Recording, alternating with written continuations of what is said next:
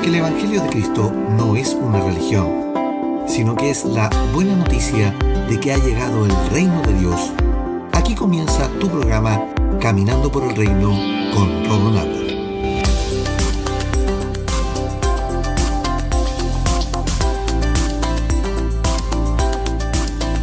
Bienvenidos a Caminando por el Reino, tu programa de enseñanza de la gracia a tu casa.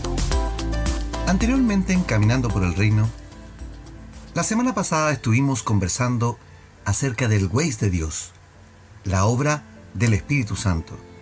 Y a modo de resumen, aprendimos lo siguiente. 1. Parte de la obra del Espíritu Santo es guiarnos, es darnos la dirección correcta. Cristo les dijo a sus discípulos, cuando venga el Espíritu de verdad, Él los va a guiar a toda la verdad. Por ende, la obra del Espíritu Santo parte por llevarnos a las verdades que necesitamos conocer. 2. El Espíritu Santo no es la tercera persona del dogma de la Trinidad, pues eso es un invento humano consensuado en un concilio.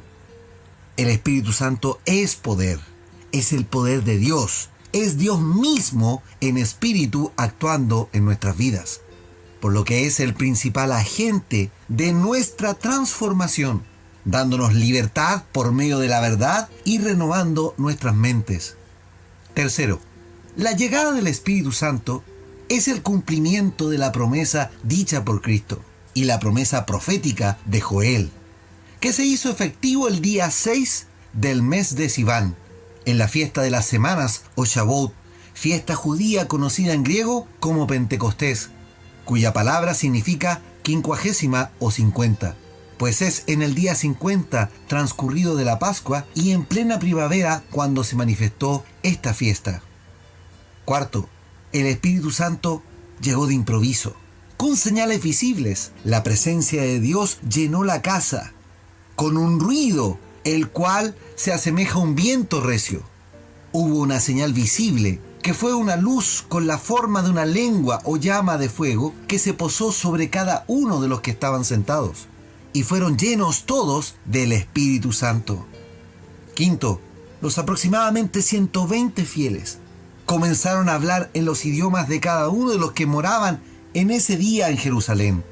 No hablaron en el don de lenguas, como lo explica Pablo en 1 Corintios capítulo 14, sino que el Espíritu Santo habló por medio de esos 120 hombres y mujeres las maravillas de Dios en los diferentes idiomas para comunicar la llegada del Evangelio a los gentiles o los no judíos.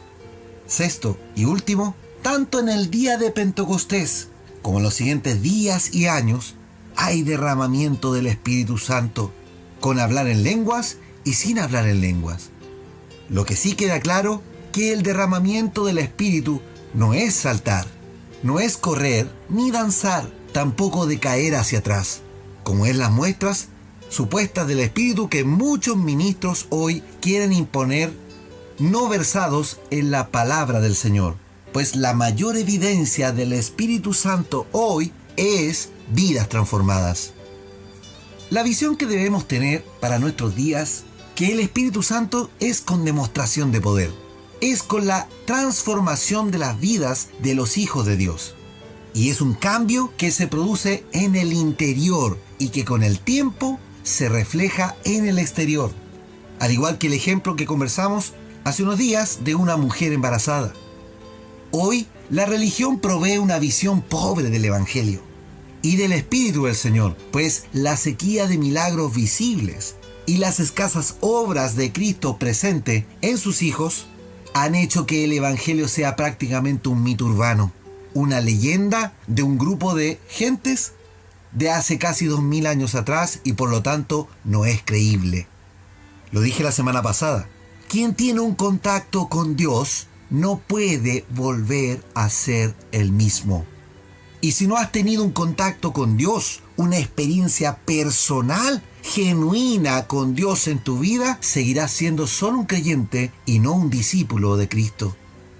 Es por esta razón que hoy solo se basa el Evangelio con asistencia a reuniones, a participar de una sensación de Dios motivada por la música, los cánticos y la predicación de mensajes carentes de edificación para el cuerpo de Cristo. El Espíritu de Dios es una obra de transformación en nosotros, pero para eso debemos tener un cambio de mentalidad. La lectura base para esta semana está en las palabras de nuestro Señor escritas por Juan en el Evangelio. En el capítulo 15 leamos: y Jesús les dijo: yo soy la vid verdadera, y mi Padre es el labrador. Él corta de mí toda rama que no produce fruto, y todas las ramas que sí dan fruto, para que den aún más. Ustedes ya han sido podados y purificados por el mensaje que les di. Permanezcan en mí, y yo permaneceré en ustedes. Pues una rama no puede producir fruto si la cortan de la vid, y ustedes tampoco pueden ser fructíferos a menos que permanezcan en mí. Ciertamente, yo soy la vid, ustedes son las ramas. Los que permanecen en mí y yo en ellos producirán mucho fruto, porque separados de mí no pueden hacer nada. El que no permanece en mí es desechado como rama inútil y se seca. Todas esas ramas se juntan en un montón para ser quemadas en el fuego. Si ustedes permanecen en mí y mis palabras permanecen en ustedes, pueden pedir lo que quieran y les será concedido. Cuando producen mucho fruto, demuestran que son mis verdaderos discípulos. Eso les da mucha gloria al Padre. Yo los he amado a ustedes tanto como el Padre me ha amado a mí. Permanezcan en mi amor. Cuando obedecen a mis mandamientos, permanecen en mi amor. Así que yo obedezco los mandamientos de mi Padre y permanezco en su amor. Les he dicho estas cosas para que se llenen de mi gozo. Así es, desbordarán de gozo. Este es mi mandamiento: ámense unos a los otros de la misma manera en que yo los he amado. No hay un amor más grande que el dar la vida por los amigos. Ustedes son mis amigos si hacen lo que yo les mando. Yo no les llamo esclavos ni siervos, porque el amo no confía sus asuntos a los esclavos. Ustedes ahora son mis amigos, porque les he contado todo lo que el Padre me dijo.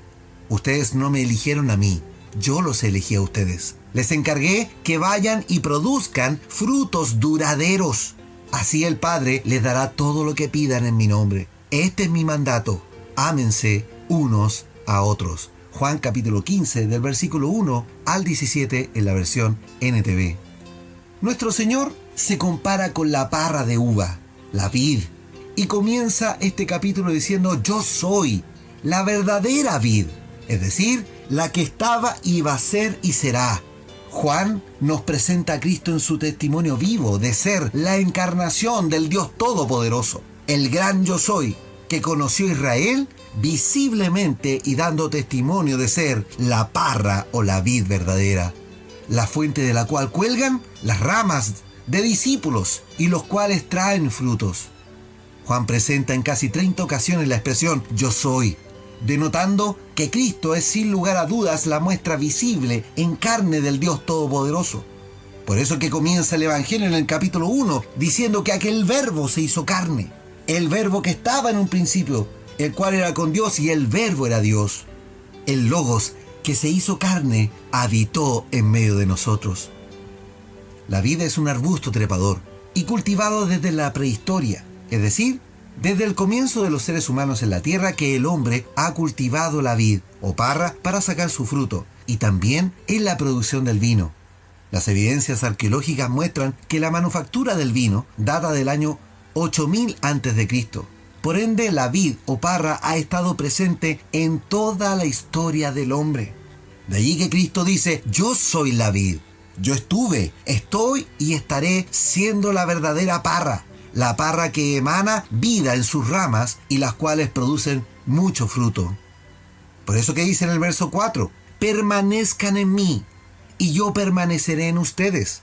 Pues una rama no puede producir fruto si la cortan de la vid, y ustedes tampoco pueden ser fructíferos a menos que permanezcan en mí. La palabra permanecer que usa Juan es una de las favoritas usadas tanto en el Evangelio como en sus cartas. De hecho, aparece esta misma palabra 34 veces en el Evangelio y unas 19 veces en sus cartas apostólicas.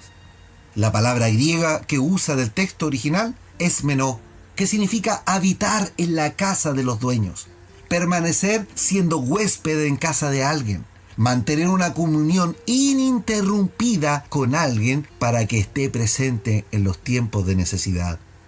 Todo eso significa la palabra menó. Por lo tanto, cuando Cristo le dice a los discípulos que permanezcan, le está diciendo que habiten en mi casa. Permanezcan aquí, no se muevan, seguir conectados, porque de esa manera van a tener mucho fruto. Siguiendo con la obra del Espíritu Santo que comenzamos a hablar la semana pasada, uno de los aspectos importantes de la recepción del Espíritu Santo es la transformación. Por consiguiente, al efectuar el cambio de mentalidad y el ser lleno del Espíritu Santo, inevitablemente vamos a producir fruto. Y quiero explicar dos aspectos importantes de esto. Todo el que cree en Jesucristo recibe el Espíritu de Dios en su vida. Es decir, recibe la semilla de Él, el grano de trigo, y va a crecer la naturaleza divina en el tiempo. Pero la llenura del Espíritu es algo diferente, pues la llenura del Espíritu es el riego necesario a la semilla plantada. Por esto dice Cristo, permanecer, para que tengas contacto permanente, para que la savia de la parra llegue constantemente a tu vida y produzca fruto. ¿Lo estás entendiendo? Miremos un ejemplo. La orden para los discípulos fue permanecer en Jerusalén.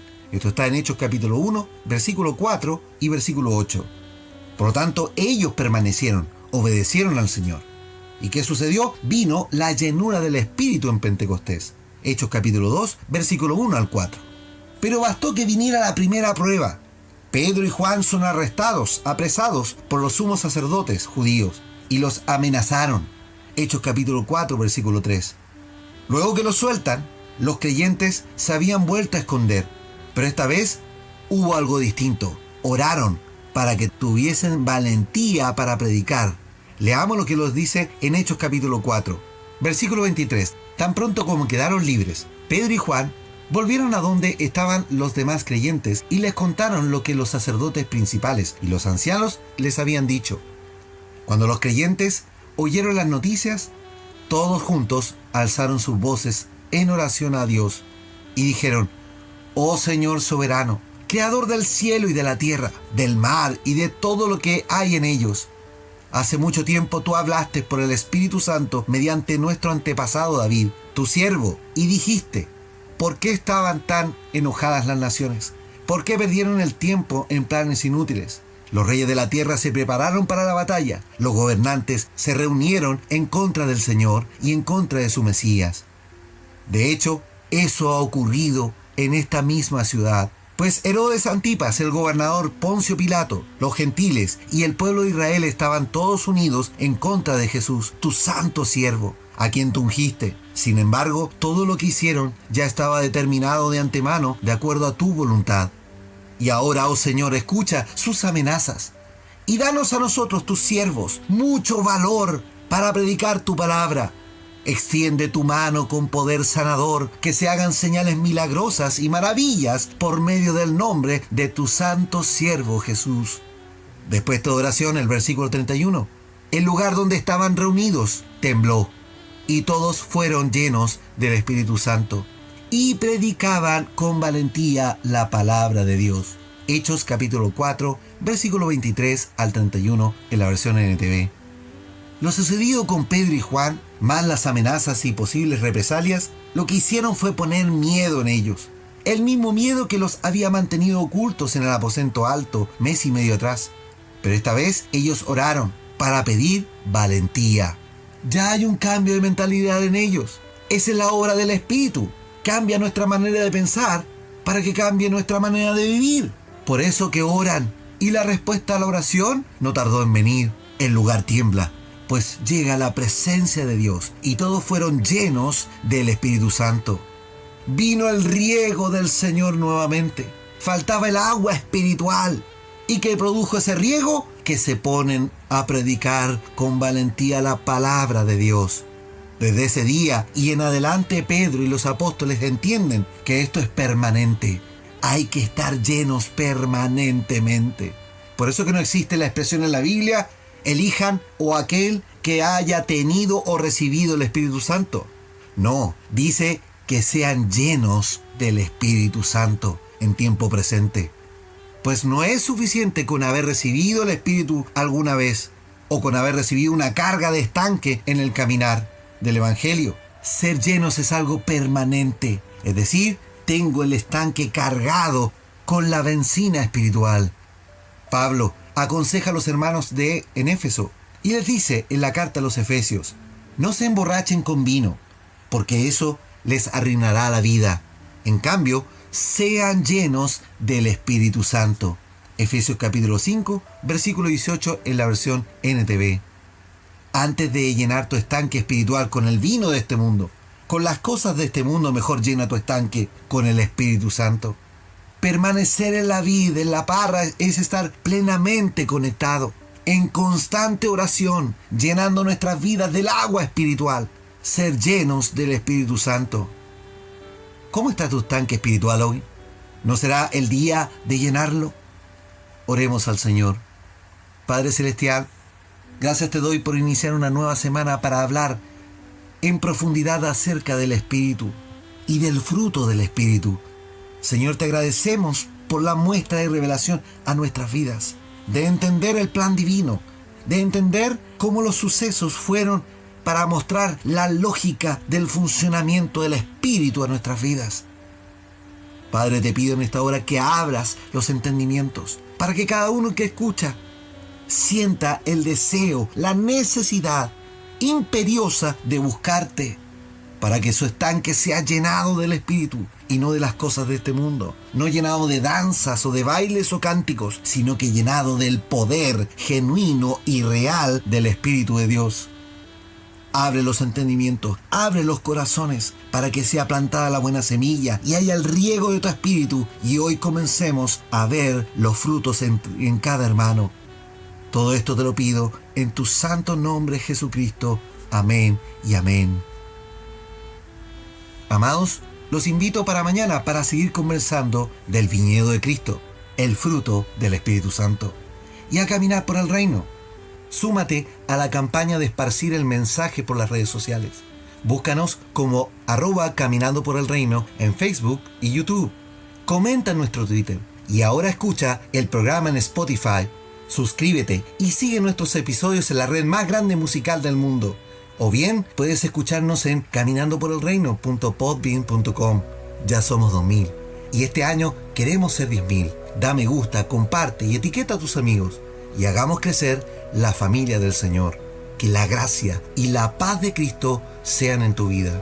No hay mejor lugar, no hay mejor lugar. Aquí yo quiero estar, perdido en tu amor, perdido en tu amor. No hay mejor lugar, no hay mejor lugar. Aquí yo quiero estar, perdido en tu amor, perdido en tu amor.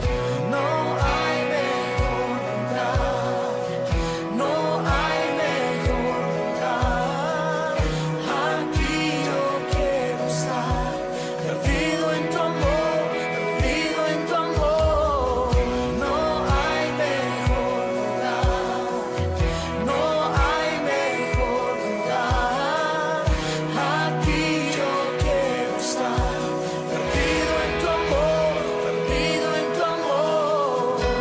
Enciende un fuego en mi corazón, que arde en mi ser fuera de control.